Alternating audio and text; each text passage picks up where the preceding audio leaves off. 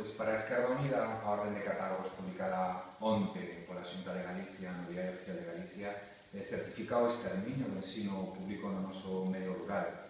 Os datos son escalofriantes e establecen o peche de 82 aulas nos centros públicos do noso país, 122 prazas de profesorado suprimidas e eliminadas e o peche de 13 escolas.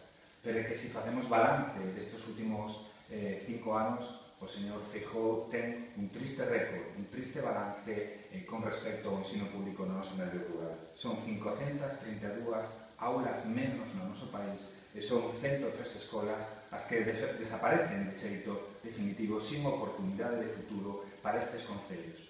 Un concello sen nenos é un concello sin futuro e un concello que pecha unha escola perde definitivamente a oportunidade para que moitas familias poidan escolarizar os seus fillos. E Galicia como país non ten futuro sen un rural con futuro. Esa é a realidade dende logo Esquerda Unida aposta porque se manteñan os servicios públicos no rural e un deles, o fundamental, un dos fundamentais é o ensino público de calidad.